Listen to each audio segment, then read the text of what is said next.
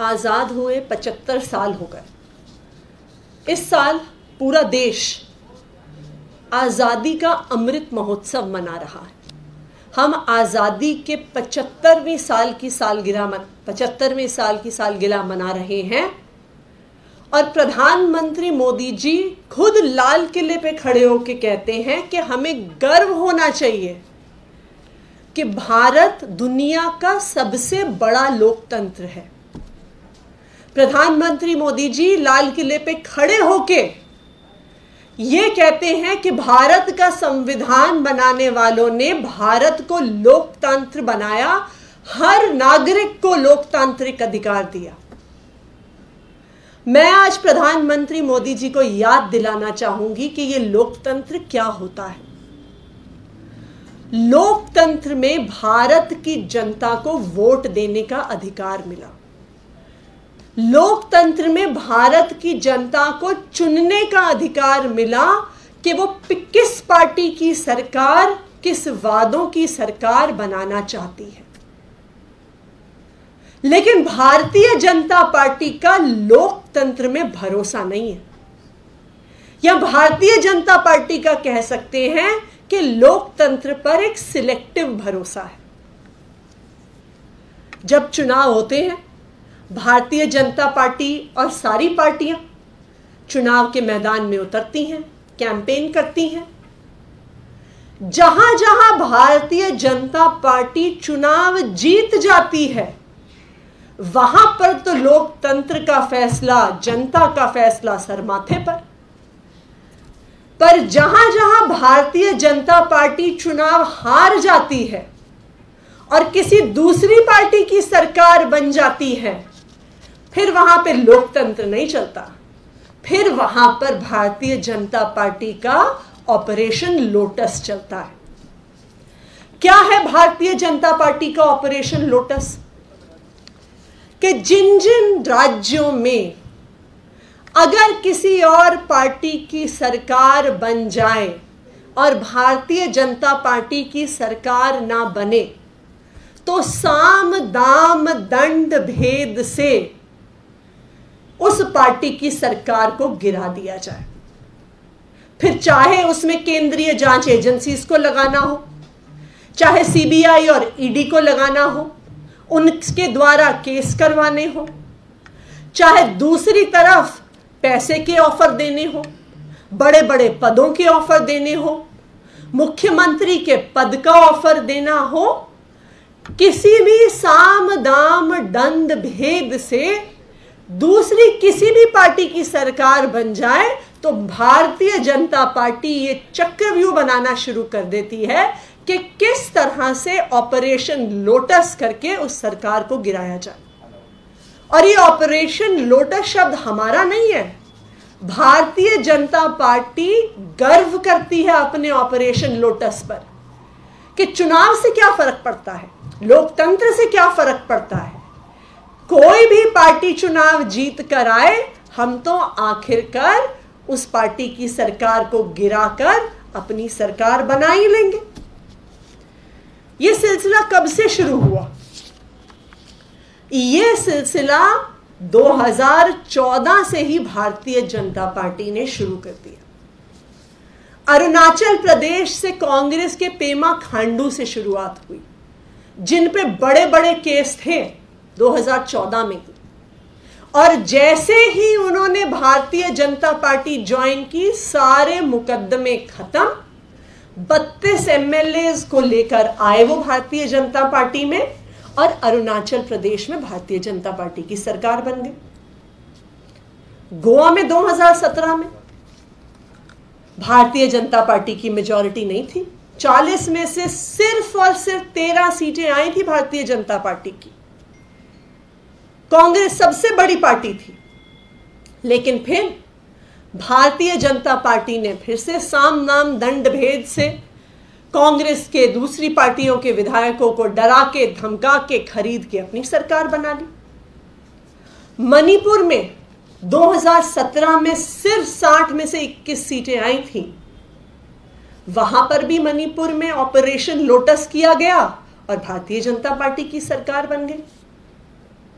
मेघालय में 2018 में भारतीय जनता पार्टी की 60 में से केवल 2 सीटें थी जब ऑपरेशन लोटस शुरू हुआ, और ऑपरेशन लोटस का नतीजा कि 60 में से 2 सीटें लाने वाली भारतीय जनता पार्टी ने अपनी सरकार बना ली। ये लिस्ट चलती जाती है, इसमें मध्य प्रदेश, कर्नाटका, महाराष्ट्र, कई राज्य हैं जहां पर इसी प्रकार से ऑपरेशन लोटस किया गया। दिल्ली में भी इसी ऑपरेशन लोटस की कोशिश पिछले कुछ महीनों से चल रही है।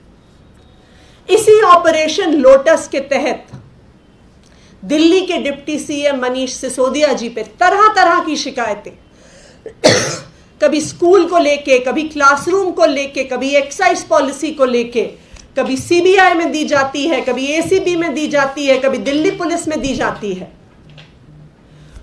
इन सब शिकायतों का कोई आधार नहीं है, लेकिन फिर भी उस पर दिल्ली पुलिस की जांच बैठाई जाती है, सीबीआई की जांच बैठाई जाती है, इन्फोर्समेंट डायरेक्टरेट की जांच बैठाई जाती है।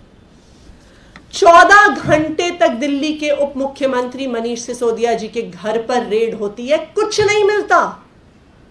ना पैसे मिलते हैं, ना सोने के बिस्किट मिलते हैं, ना जेवर मिलते हैं, ना बेनामी संपत्ति के कागजात मिलते हैं। लेकिन फिर भी अगले दिन यह खबर चल जाती है कि अब सीबीआई के बाद ईडी की रेड होने वाली है। इसी दौरान उप मुख्यमंत्री मनीष सिसोदिया जी को भारतीय जनता पार्टी से मैसेज आता है कि अगर सीबीआई और ईडी से बचना चाहते हो तो भारतीय जनता पार्टी में आ जाओ, सारे मुकदमे खत्म हो जाएंगे। उन्हें बोला जाता है कि आप पार्टी के नंबर 2 के नेता हो, आप अपने साथ अन्य विधायकों को लेके आ जाइए। क्या फर्क पड़ता है कि भारतीय जनता पार्टी के केवल 7 विधायक हैं।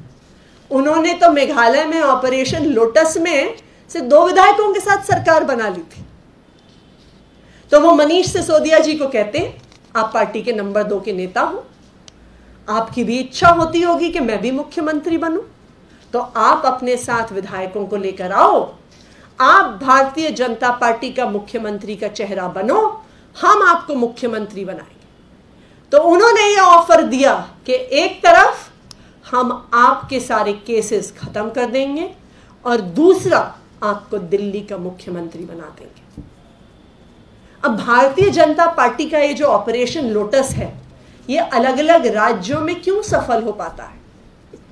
क्योंकि वहां के भी जो नेता हैं, जो विधायक हैं, जो मंत्री हैं, उन सब ने अलग अलग तरीके से भ्रष्टाचार किया हुआ है और भारतीय जनता पार्टी की केंद्रीय एजेंसियों से डरते हैं। उन्हें पता है कि सिर्फ एकमात्र तरीका है उन सब केसेस से बचने का, वो है भारतीय जनता पार्टी में चले जाना। इसकी तो पूरी पोल हर्षवर्धन पाटिल ने ही खोल दी थी, जो महाराष्ट्र के एमएलए हैं, जो कांग्रेस से भारतीय जनता पार्टी में आए, जिन्होंने कहा कि जी जब से कांग्रेस से भारतीय जनता पार्टी में आया हूं, चैन की नींद सोता हूं, क्योंकि मुझे पता है कि अब मेरे पे कोई इंक्वायरी नहीं होने वाली, कोई जांच नहीं होने वाली। ये भारतीय जनता पार्टी के विधायक ने खुद कहा है।